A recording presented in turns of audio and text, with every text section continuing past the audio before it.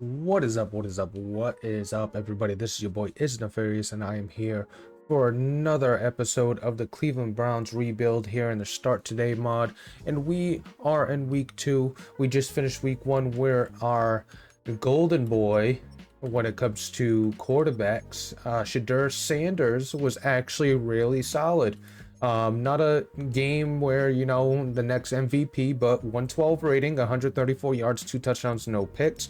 He was 13 to 21. Didn't really have to do much because Will Levis had 4 picks on a day. Really put us in short field. Jerome Ford punched in twice for a touchdown. And we had a really good defensive day. Taking a look at some of the sacks from that game, we had a 2.5 from Mason Graham, 1.5 from Malik Collins. So Mason Graham living up to that top draft pick, standard that he has. We also had 4 picks: Grant Delpit, Quandre Diggs, Greg Newsome, and Ronnie Hickman. It was a good game overall from the defense, and the offense just did enough. Shadur Sanders doing enough to get the job done. And this series, I know we could jump into the next game, play the next game. This series is going to be a mix of sim and also playing the moments when we have storylines or even player locking. That's going to be the kind of gist of this series. We're not going to be playing every game. We are going to be building this team and letting the attributes and the players actually make a difference. So we got a few things for this week, including a trade offer for Dennis Gardeck. So let's review the offer we're getting from the Atlanta Falcons. They want to send us Maurice Hurst for Dennis Gardeck. And that's actually not a bad trade, in all honesty. But I don't think we need to make that trade. We don't have another right outside linebacker at the moment. And then we also lost Mohamed Diabate, who was signed to the Colts off the practice squad. So we're going to go ahead and reject this offer. And yeah, so we got a trade offer. We lost a practice squad player. We did make some moves ourselves. So let me go show you in the transaction screen what moves we made. So we made a few moves. Alex Wright is going to be released to make room for Jawan Briggs to come back. And then we also signed Jonathan Mingo to our practice squad, Michael Pratt to our practice squad. We put Blake Whiteheart back on our practice squad, and then we also signed Miles Murphy, who was cut by the Bengals. So somebody from the AFC North stays in the AFC North and comes over to the Cleveland Browns from the Bengals, since he was in free agency and unowned. So it was a nice little pickup we can get, and maybe he can develop into something really good for us on the defensive edge outside of Myles Garrett. And like I said, we're not going to be playing every game, so we'll jump into Super Sims in the next few games until we have a storyline or a prime time game, and then we'll play the moments of that game. But we're going to let the storylines develop. We're going to let the AI take over a little bit and see if we could build this team that could win through simming as much as us, showing some gameplay as well. So this game, we got the Raiders versus the Browns here in week 2. Let's see if we could come out with a victory. Like I said, we're going to be super simming this one instead of jumping in and playing the moments. So in this one at halftime, a 17-14 game so far. Like I said, we're super simming this one. It looks like the offense is doing its job so far in this game. And 17-14 going into the fourth quarter with under 10 minutes to go, a 28-14 lead. And the Browns win once again. Another victory for this Browns team. We love to see it. Let's review some of the stats and see how, AI Shadur Sanders did in this one. So taking a look at some of the stats from this week 2 game in Shadur Sanders. Look at the numbers from him. 23 of 27, 220, 3 touchdowns, no picks. Geno Smith was good as well. 25 of 34, 257, 2 touchdowns, no picks. Taking a look at the rushing, 12 rushes for 91 yards for J.K. Dobbins, but he did get injured, if you see in that right-hand corner. You also got Zamir White, who had 11 for 59. You had Dylan Lobe, who had 8 for 11. Jerome Ford, our bell cow back. Only 8 for 59, 7.3 yards a carry though, so not a lot of totes this game. Shadur tried to get involved with his legs with 5 rushes for 3 yards, and Gino also 34 rushing yards on 3 attempts. Jacoby Myers had over 100 yards and had 1 TD. Jerry Jeudy almost 100 yards in a TD. Brock Bowers was effective as always. And David Njoku in his first game, only 4 receptions, 8 yards, but he did have the touchdown in this one. Tyler Boyd in his actual first game where he did suit up and actually play, a 2 reception game for 19 yards. Taking a look at the defense, the sack numbers, it looks like a lot of sacks happening. You had DJ Johnson with 2.5. You had Chris Rumpf with 2. You had Dennis Gardeck with 1. You had Randy Gregory, Christian Wilkins, Malik Collins, and then you had a few with a half a sack. So it looks like the sack numbers are pretty high. So we might have to look into the sliders to lower those numbers. We had 3 forced fumbles, 2 from Cleveland. Mason Graham with the forced fumble, and so Quandre Diggs as well. Randy Gregory had a forced fumble on his end, and then we were able to recover those forced fumbles as well. So another victory, 2-0 to start the season, this Cleveland Browns team. And Shadur Sanders has been great so far. Let's see if he could continue it. But before we do, 2 new injuries to this club. It's going to be J.K. Dobbins, who will be out for 2 weeks with a broken thumb.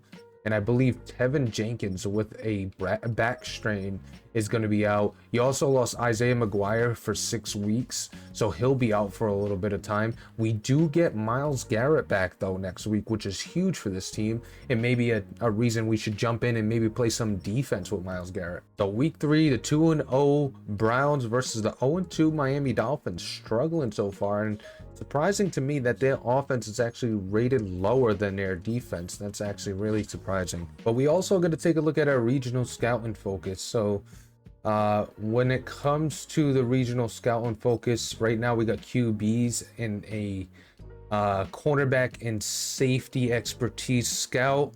So we're probably going to change that, and cornerback seems to be one of the expertise. So let's go ahead and do cornerbacks for the West. For the Central, we don't really need a cornerback, but it is what it is. Left tackle, middle linebacker, and we're okay at tackle, but if left tackle is a strength of this region, let's go ahead and do outside the tackles. Taking a look at the Northeast, you got wide receiver and quarterback. We're definitely going to put our focus at wide receiver in this region, and then you got defensive end and offensive tackle, and we could go ahead and set that to defensive end because we definitely need some defensive ends. Maybe somebody like Myles Murphy pans out and we don't need a defensive end moving into next season, but you never know, so you want to go ahead and do that. So we're in week 3 taking on the Miami Dolphins. We are getting back Myles Garrett, and we had Quandre Diggs, who was actually a defensive player of the week. So Quandre Diggs doing really well there, and Myles Garrett being back is huge for this defense because now it adds the pressure of him being on the other side. Right now we got Okoronkwo. I think I'm going to change that. Let's go with Myles Murphy. We did bring him in for a reason. We got Shoyanka, which will actually probably put Shoyanka in the regular, and then Myles Murphy as the rushing left end, or rushing right end, I should say. So Myles Garrett on one side, and it'll be Myles Murphy on this side. So we'll see if the two Myles are able to really get it done on the outside with Malik Collins and Mason Graham in the middle. We're going to put actually Mason Graham as the #1 rushing defensive tackle. So going into this game, maybe we do some defensive reps to get a look at Myles Murphy, who looks like he could potentially be an answer at the defensive position. On the road against Miami, facing Tua Tagovailoa in this high-speed offense. Surprising that they're only at 83 overall, but that could be, hindered by the offensive line. This Browns team overachieving right now, 2-0. And we're going to get a good look at the defense in this game as we're going to take some snaps with both Myles Garrett and Myles Murphy, and maybe some snaps with Mason Graham as well. So this high-powered offense already driving. And we're going to go ahead and get a look at Miles Murphy on the right edge. He's going to get inside, but the bounce outside in a touchdown. We lose our run fit in a touchdown for the Miami Dolphins.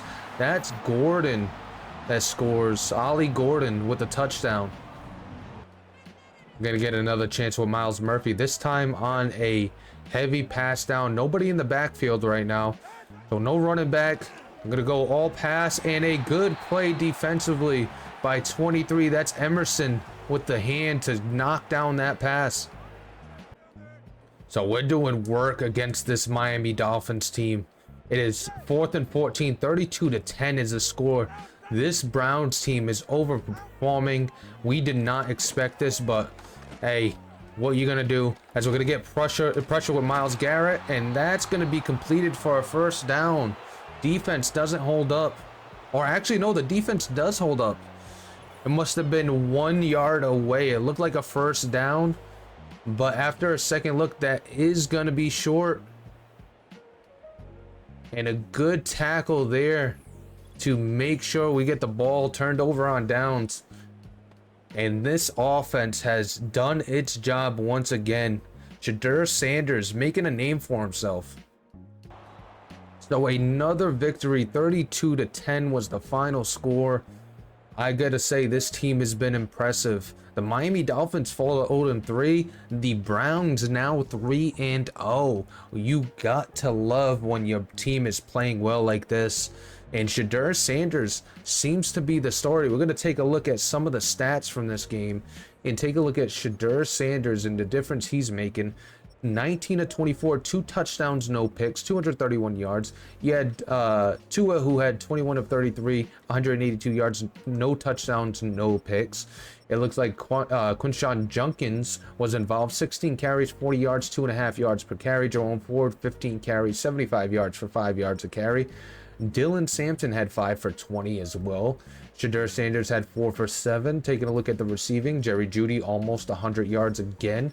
7 receptions for 86 yards and a touchdown. He's been very effective. Deontay Johnson led the Dolphins with 6 receptions, 79 yards. Jalen Waddle not really involved. Taking a look at the blocking, 20 pancakes. That is insane work. But the sacks are down. We did change the slider a little bit with the sacks. You had 1.5 sacks from Malik Collins, Jordan Phillips with 1, Mason Graham with 1, Zadarius Smith with 1.5 a sack from Myles Garrett. So Mason Graham once again with a sack. Myles Garrett only a half a sack in his return. Malik Collins also very effective with pass rushing. You did have a forced fumble by Greg Newsome and also the Dolphins' Brian Breeze, and 2 pass deflections. 3 pass deflections for Emerson, 2 from Greg Newsome as well. So the defense doing its thing, really making a difference so far in this series. And I gotta say, it's very impressive that we're 3-0, but we didn't face any really good teams, if we're being quite honest. I thought the Dolphins were a lot better than that. They're not even that great, and 0-2 going into that game. And our next test is going to be the Baltimore Ravens, where I think we're really going to have a test so we could play that full game and kind of get a feel a little bit. Not the full game, but the moments in that game. And we also got another injury. So taking a look at the injury list, it looks like David Njoku is going to be out for 6 weeks with a broken thumb. So we lose David Njoku for 6 weeks. That is a big hit once again to this offense. But we should be able to get it done without him. I'm going to say that. We should be able to get it done without him. But a big hit nonetheless. So we're here in week 4 facing the Baltimore Ravens. 3-0 Baltimore versus the 3-0 Browns. Not what you expected for both teams. You at least expected 1 loss on the Browns record. It's not surprising that the Ravens, though, are 3-0. And I wanted to take a look ahead in our team planning, in our player movement, because we got a laundry list of players that need to be signed. Quarterbacks, Joe Flacco, which ain't no big deal. You got Jerome Ford and J.K. Dobbins who need to be signed. Taking a look at the wide receiver room, you got Tyler Boyd, DeAndre Carter, and Ty Felton, who all need to be signed. David Njoku and Brennan Bates for tight ends. No tackles need to be signed. Left guard, you got Joel Bitonio, who needs to be signed. That's a huge re-sign that we'll have to do.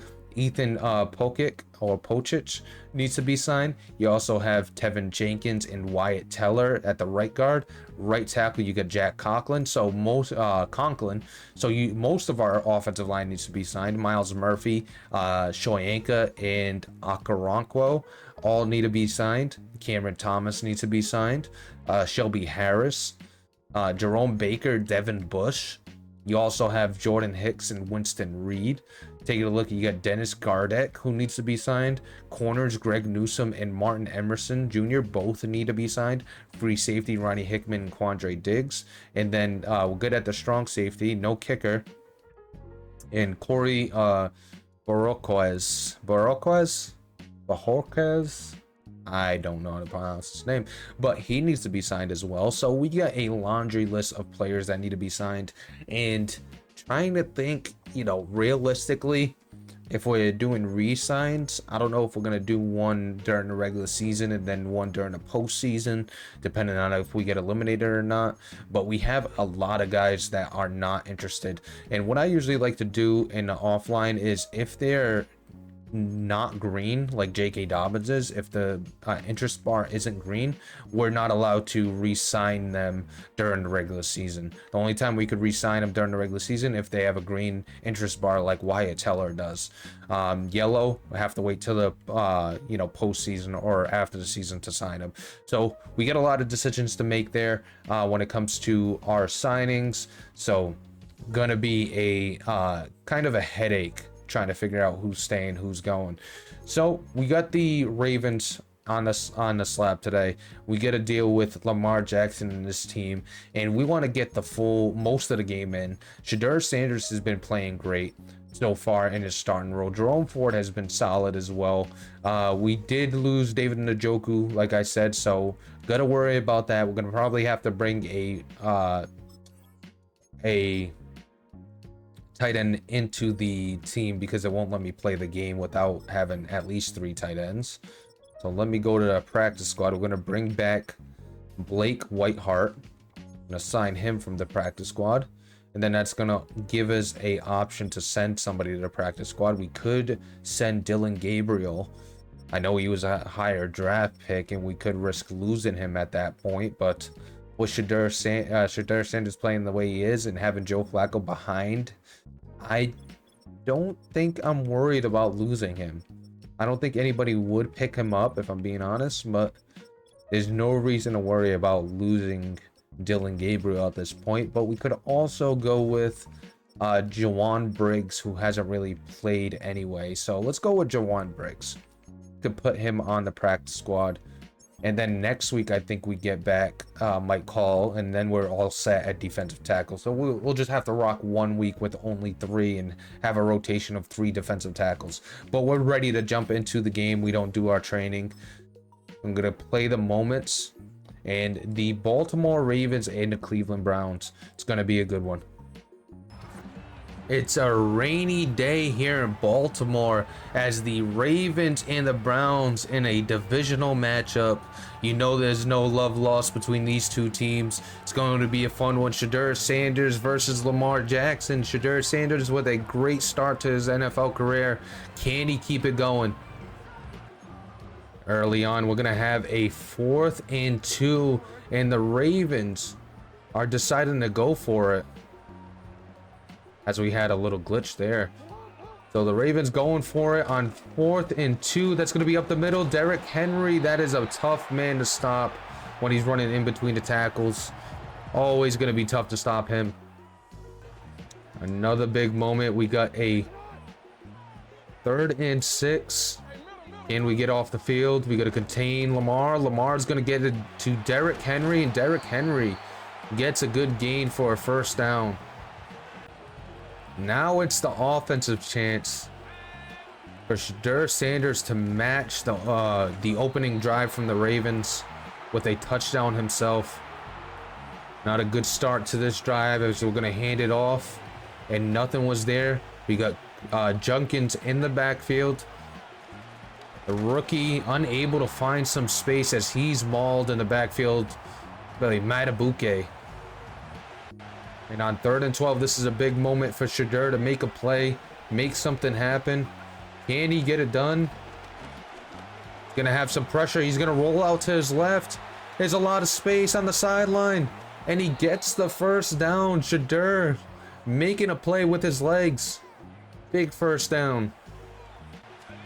So another big play needed here on 3rd and 9 by Shedeur. Can somebody get some space? You gotta have the running back down low. It's Jerome Ford. He's going to drop the ball. That's a hit stick fumble, and that's Kyle Hamilton picking it up, getting chased. But are we gonna be able to catch him? Nowhere, not. And the Ravens score. And I thought they scored on that first drive. They didn't. They got a long drive, wasn't able to score, but they score on defense. Kyle Hamilton with a forced fumble. He picks it up, and he gets the touchdown. So with the rain, you saw the issue on the first drive that we had, the forced fumble. We got a 3rd and inches. Jerome Ford trying to make it happen. He does with a big gain. Trying to make up for his... Oh, wow. We got Jerry Jeudy. He went down. Hopefully not for a long time, but he's getting stretched out on the sideline by the trainer. So second drive, Shedeur Sanders going to hand it off to Jerome Ford. Ford is going to get tackled by Simpson in the backfield. Second and goal, we're going to go with a little screen play to Jerome Ford. He's got some space on the outside. He's going to catch it. He's going to go inside and stopped at the 1. Just shy of a touchdown. On 3rd and goal, we're going to run a play action. We're going to have the fullback underneath, and that's Bates. Bates with the catch and a touchdown. Shedeur Sanders with a passing TD. And the Browns tie it 7-7. Big moment here. You're going to have a 3rd and 3. The Browns trying to make it happen. Going to go across the field to Fannin Jr., and he gets the catch. A first down in the rain. Shedeur throwing dots. And we got another red zone attempt with this Browns offense. Jerome Ford, though, not finding any running room with this Ravens defense being stingy. Gonna try to run it again. J.K. Dobbins this time. He gets hit behind the line of scrimmage. Just not able to run the ball. And on 3rd and goal, gonna try to score here. And that's going to be picked off. That is, I don't know who that is for the Ravens, but that's a pick. Shedeur trying to give chase, unable to get the tackle, and another defensive touchdown from this Ravens defense. What a play. I don't know who 25 is. I got to figure out. And that is Malachi Starks with the play. Lofted it a little too much. Malachi Starks was able to come underneath and grab that for a pick 6, and we're down 14-7, and that's Shedeur's first pick of the season. Now the road of redemption for Shedeur Sanders. After that pick, he's got a 2-minute drive here. Can he get it to happen? Oh, and he's gonna get hit on the throw. We got a big 3rd and 9 here. We're letting the time go a little bit. We're going to go outside, and DeAndre Carter, and that is too far ahead of him. Shedeur Sanders, the ball was a little too wet on that one as he wasn't able to throw that accurately to a wide open DeAndre Carter. In the red zone once again, we're going to pick this up in the second half. 3rd quarter, 12 minutes to go. We're going to run a little play action. And we're going to have the running back underneath, and he drops it. Jerome Ford unable to make the catch. A big 3rd and goal. Gonna need a conversion here. Shedeur's gonna try to take off. He's got some space, and that's a touchdown. Shedeur Sanders does it with his legs. A rushing touchdown, the first of his career, to give a Browns tie game. There's Derrick Henry up the middle. Almost gets into the end zone, but he's gonna get down to the 2. The defense needs to stand up big here going into the 4th quarter. Don't want to go down by a touchdown. We do have plenty of time, but you want to see if you could stop him here. Gonna have another run from Justice Hill, and he's gonna find the end zone on the outside. Justice Hill with a nice move to the outside, getting into the end zone, giving the Ravens a 21-14 lead. Big moment here in the red zone at the 10.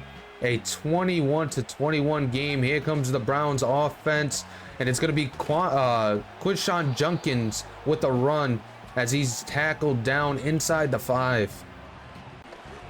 And that's going to be to Jerry Jeudy, and he drops it. Shedeur with a great throw, but Jerry Jeudy unable to hold on through contact. And on 3rd and goal, gonna need something to happen here. That's gonna be DeAndre Carter over the middle in a 28-21 lead. Shedeur Sanders leads the team down for a go-ahead score against the divisional rival Ravens. And we got a 1st and goal. The Ravens trying to make it happen here late in the 4th quarter. Under 2 minutes to go. That's gonna be over the middle, and that's a touchdown. And the Ravens, just like that, tie it up 28-28, and that's DeAndre Hopkins making a difference. 2:41 left in the game. Can Shedeur lead them down the field and give us a lead against this Ravens team? Look at the numbers from Shedeur today. 21 of 29, 206 yards. It said 3 TDs there, but it also said 4 TDs at the bottom. A little bit of a glitch there. And we're going to let this run to the 2-minute warning. And with under 2 minutes to go, you could think that we just need a field goal on this drive to get the win. That's J.K. Dobbins up the middle. Can Shedeur make a great drive here and make a name for himself, basically? He's going to roll outside. Nothing there, so he's going to throw it away. Dropping back, looking over the middle, and that's inaccurate. A terrible throw. 3rd and 10, a huge play here. Going to go over the middle, and that is a bad throw once again. So Shedeur Sanders with a couple bad throws, and the offense is off the field late in this game. All right, 1st and 10, Lamar Jackson trying to do what Shedeur couldn't and lead his team down for a touchdown, and that's going to be incomplete. I wonder if we could have picked that off if we held triangle. And on 2nd and 10, there's Lamar Jackson getting outside the pocket. He's going to get a big gain. Lamar doing what Lamar does. A huge gain on 2nd down, getting outside the pocket. We got to pay attention to that. You know how much damage he could do, and he's going to go over the middle, and that's knocked down. Could have been picked off. With 40 seconds to go, the Ravens are driving down the field. Lamar trying to make a difference. He's going to go into the flat to his running back, and he gets another 1st down, but they got to use a timeout. We kept him inbounds. Lamar putting a good drive together. Gonna see if we can get some pass rush. We can't. Interior pass rush though. Mason Graham, I believe that was, making a play happen. No, that was Malik Collins with the play. Once again, trying to get the pass rush going. There's Myles Garrett. Myles Garrett with a great play. We could force him to punt it. We were way too late because we forgot it was a different button for a timeout on PC. 3rd and 19. Can the pass rush get there, or will Lamar make a play happen? He's wasting a lot of time in the pocket. Gonna dump it off. 4th and 11 coming up. And it's gonna take OT in this matchup against divisional rivals. Divisional rivals. As Shedeur versus Lamar has been everything we've wanted. And the rookie trying to outduel the veteran, the MVP. Shedeur Sanders, and he's going to find his tight end underneath, Fannin Jr. Big gain on the sideline. This offense trying to get going, and that's going to be tackled in the backfield. The run game not able to get anything going there. That's just Jones with the play. 2nd and 14, you're going to get a lot of pressure here. Shedeur has to get rid of it. That was a late hit, no flag though. And on 3rd and 14, does Shedeur have some magic in him? He's gonna go to his wide receiver, and the pressure gets there. 4th and 14 coming up. The Ravens defense stands tall. So after a bad job by the Ravens offense and the Browns defense standing tall, we got another drive here in the OT to make something happen. There's Junkins. He's going to find a lot of space. One-on-one with the safety, and he falls forward. That's a big run for Junkins. And at this point, a field goal will win it. So you got to be careful. On the outside, that's to Tillman. Tillman with space. Tillman gets inside the 30 to the 27. Are the Browns going to get a upset here and take down the Ravens? Can the rookie Shedeur Sanders do it? While in field goal range, you got to protect that ball, but try to get a little bit closer for your kicker, especially in a rain game. So 3rd and 7, we're going to run it here. Be safe. So after a 10-yard penalty, we got to go ahead and kick this long field goal. So taking a look, I don't know how to do this right here. See if we can get it. And that's going to be wide to the left. I don't know what camera angle this is or who did this, but they're the devil. They are the devil. And we miss wide left by a mile. All right, 4 seconds left, and that's going to be the game. So a tie game between the Browns and the Ravens, and a missed field goal ruins our chances of winning. But Shedeur Sanders with a good game in this one, 25 of 44, 269, 3 touchdowns, 1 pick. Lamar Jackson, 21 of 30, 225, a touchdown and 2 picks. Take a look at the Russian. J.K. Dobbins had 23 carries for 101. Jerome Ford with 17 for 78. Yeah, Justice Hill with 9 for 11. Junkins had 8 for 37. Lamar Jackson, 6 for 88. Derrick Henry, 80 yards on 18 carries. Harold Fannin Jr. with 70 receiving yards on 7 catches. DeAndre Hopkins got involved with a touchdown. DeAndre Carter with a touchdown as well. Taking a look at the sack numbers, you had 4 in the game total. Myles Garrett with 1, 2 from Owe, I should say. Travis Jones with a sack, and then you had 3 interceptions. 1 from Ward, 1 from Emerson, and then 1 from Malachi Starks that ended up being a touchdown. You had 2 defensive touchdowns, 1 from Kyle Hamilton and Malachi Starks. That safety duo is doing damage over in Baltimore, and we get a tie in a divisional rivalry game. I'm okay with it because we were definitely not the best team in that game, and we do have another injury. This time it's going to be Jerome Ford. He's going to be out for 6 weeks, so we're dropping like flies right now on the injuries. I hate to see it. If we get another injury next game, I think it'll come to a point where we're like, all right, you know, there might be something up. So we're gonna have to go with J.K. Dobbins, Quinshon Junkins as the power back, and then for the 3rd down back, we'll go with J.K. Dobbins. Power back right now is J.K. Dobbins. We're going to go with Quinshon Junkins as the power back. Could even go with Dylan Sampson as the 3rd down back right now, but I think we're going to hold off on that. But at the end of 4 weeks, we are sitting here at 3-0-1, tied with the Baltimore Ravens for the division lead right now, and I think we're overperforming our standards on what we thought we would be at this point. First 3 games could have been in the air either way. Definitely didn't think we would tie the Ravens and almost win it in overtime. So what a sequence that was. We also have a change to the roster because at this time the Cowboys have traded for George Pickens. So we went ahead and made the trade ourselves. We sent George Pickens from the Steelers to the Cowboys for a 3rd round pick, a 5th round pick, 2027 5th round pick, and then we sent a 2027 6th round pick back to the Cowboys. So that trade is now complete in our franchise, so we at least have it. As you can see, they no longer have their 2026 3rd and got a 2027 6th round pick from the Steelers. And then taking a look at the Steelers, they got the 2026 3rd round pick, and then they also got the 2027 5th round pick. So big trade happening between the Steelers and the Cowboys in real life, and I just wanted to put it in the game as well.